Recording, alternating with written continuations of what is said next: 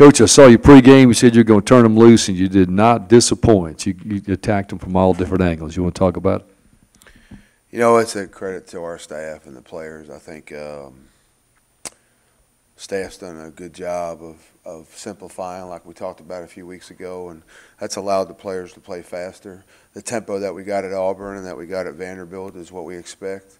I think we're a better football team when we play the way we want to like that. And, you know, those guys were able to go out there and probably play their most instinctive football of the season the last 2 weeks. And so I was obviously happy with the outcome overall.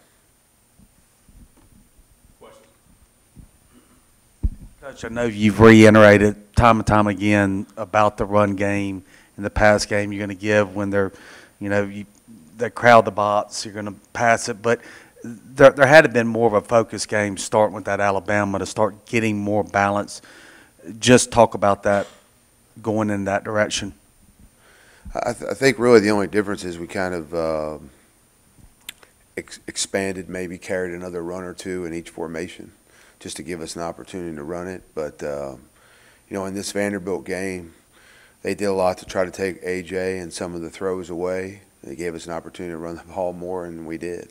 I just think some of the things that we were doing put some players in conflict, and you know that you have to make a choice. We're going to come down and play the run. We're going to play the pass, and more times than not on Saturday, the choice was to take the route away.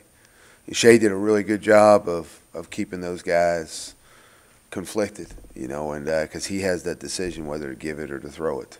And I think he did a great job of making decisions in that area. We had 151 or 159 yards throwing off our run game on Saturday. And so the run game continues to help us get the ball to some of the skill kids on the outside. Backup quarterback came in. I guess he was told probably to run it more so than look up and throw, but he gives you a real quickness and speed off that edge when he keeps it. Jordan can scoot. He showed that in spring ball. He showed that in summer camp. I mean, he has some run talent. He can throw the football now, but I mean, he was in the game, you know, at a time where we wanted to grind some clock and get off the field. And I thought he did a good job managing the offense in his first opportunity to play this season.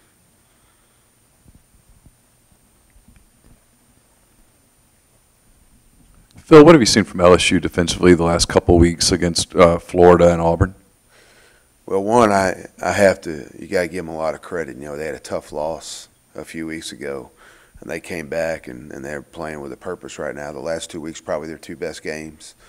Defensively, they've got 5 or 6 returners from last year's team, and they cover ground. They've got a lot of team speed.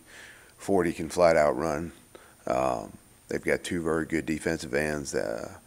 They've got a young corner, number 29, who's very athletic and physical. Their safeties do a good job. So I think personnel-wise, it's going to be a challenge athletically for our guys. And schematically, they're not overly multiple. But what they do very well, and I think they cover ground and pursue well.